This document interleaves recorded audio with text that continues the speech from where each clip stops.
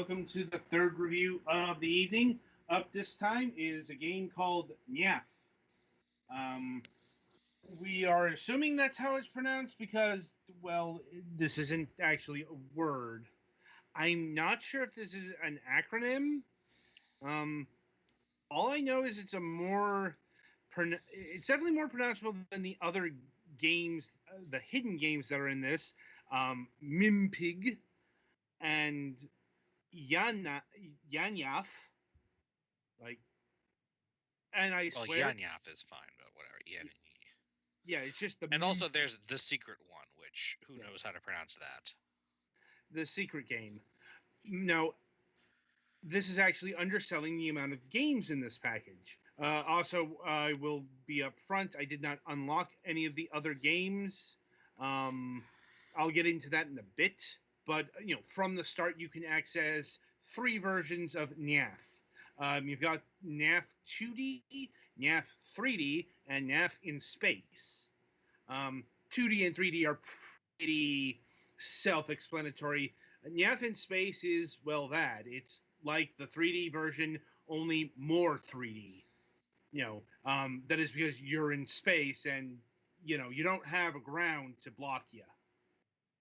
And that does come into consideration. Now, what NYAF is it is a hidden object game. It builds itself as a new kind of hidden object game. And yeah, I can actually agree with that because I played hidden object games before. I have never played a hidden object game like this. I mean, to the very art style of this is different than most hidden object games I've seen. Yeah, it's like, this thing is more selling itself on its art style, and also like how it handles the hidden objects. Because usually hidden objects is pretty literal.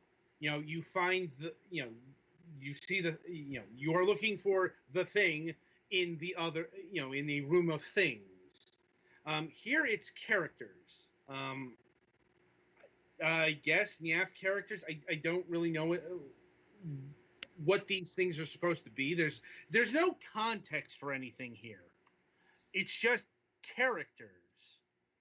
Like, and that was definitely one of my big problems with this game. It's like, okay, there's a whole bunch of art here with a whole bunch of personality derived characters, and there's nothing connecting. And that's actually quite a big part of hidden object games, like the Nancy Drew stuff, for example.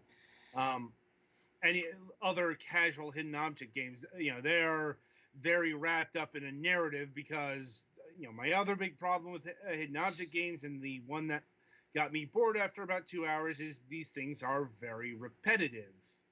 Like, and that was the number of goals in a hidden object game is somewhat limited since it's usually mostly find the objects. Right, and even though this is doing hidden objects in a different way, you're finding the characters, and it's not necessarily that just blurred into other characters. Some are translucent, some are bigger, some are smaller. You have to do a lot of resizing to find everything. There's 100 characters per level. And how hard they are to find depends on the level. It's like easy to hellish. I picked normal. At that level, you will get a bit of help at the end of the. When you get to the last 6, various arrows will point you in the directions of those last little bastards that are really hard to find. In a hidden object game, like.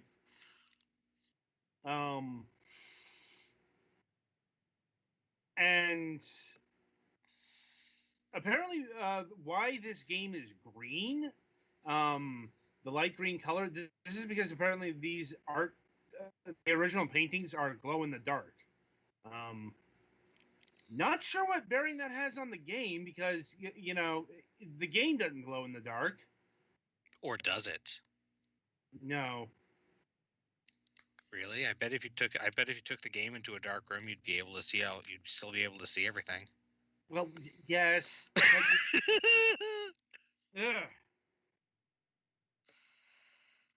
Anyway, Sorry.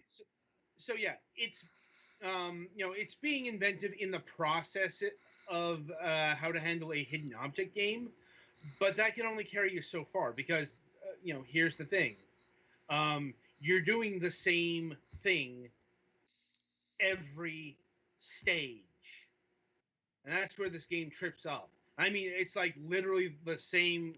It's like the art decorations change, but it's the same characters. It's the same 100 characters. It's the same structure. Oh, you're finding the same things? Yes, basically, you are finding the same characters. You're finding the same 100 things on a light green background. There's no variance in that direction, and that's where this game trips up. Because like after level 10, I'm like I was good. Like because it was and it'll take you about 5 to 15 minutes on average to find everything because the actual canvases are big. Like apparently some were up to 1 meter. That is reflected in the game. Like I said, it's solid stuff. Really interesting stuff. But at the end of the day, it's still a hidden object game. And I have always found these to be of limited interest as an adult. Like this is definitely the kind of thing I enjoyed a lot more as a kid. Perhaps that is a consideration, and this is a big reason why I couldn't get to the other games because I'm like it just could not hold my interest.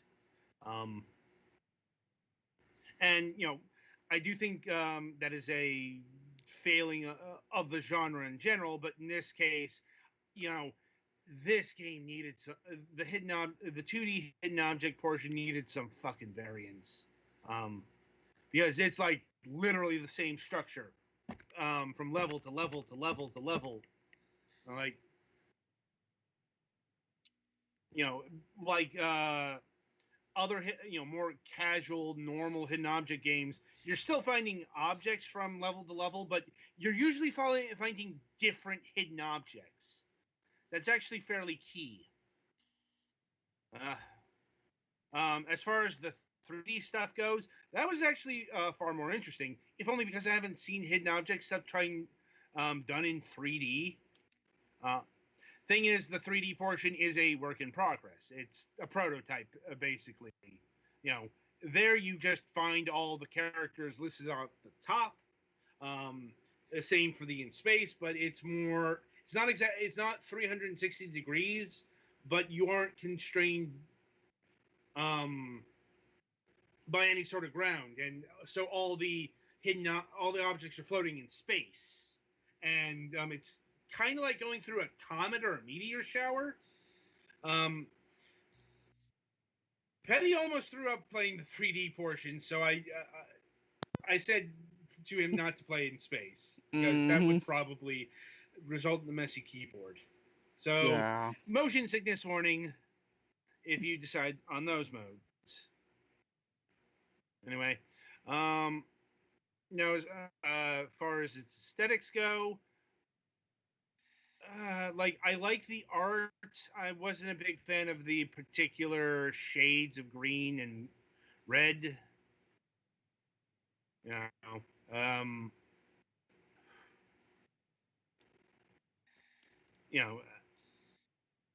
it's just once again like it's nice art, but there's no context, and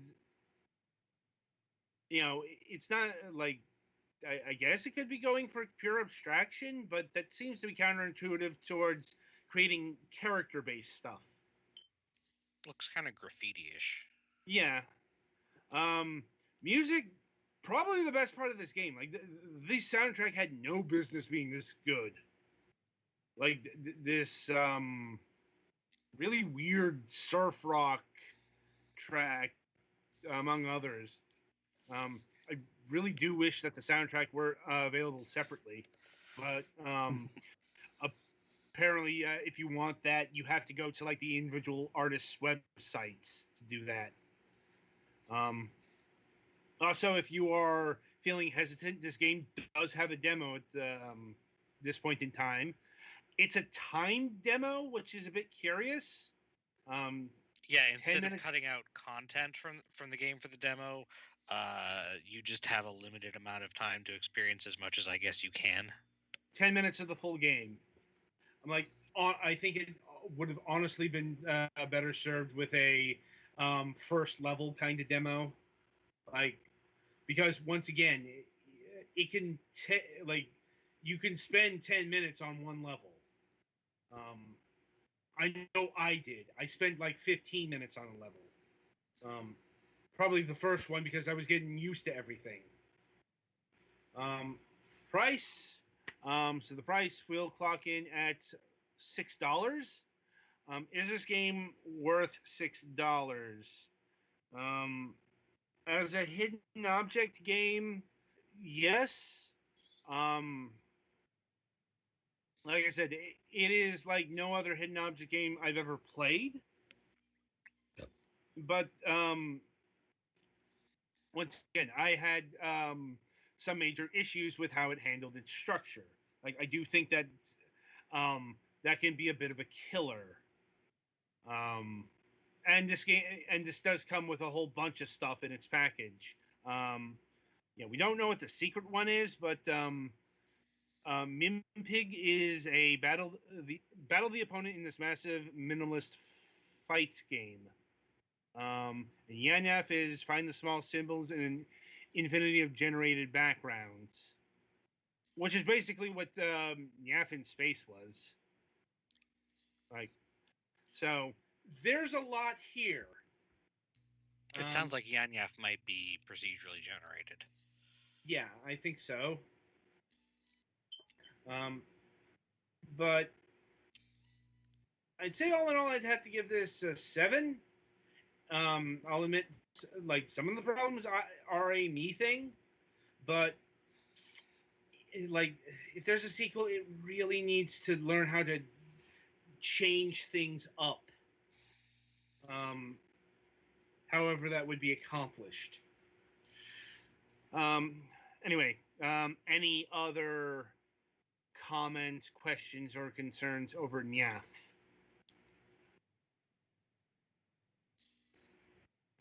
I guess not. So that'll about do it for this game. Coming up after the break, the Galax will be handling Elliot. Not to be confused with Elliot's Quest. Those are two different games.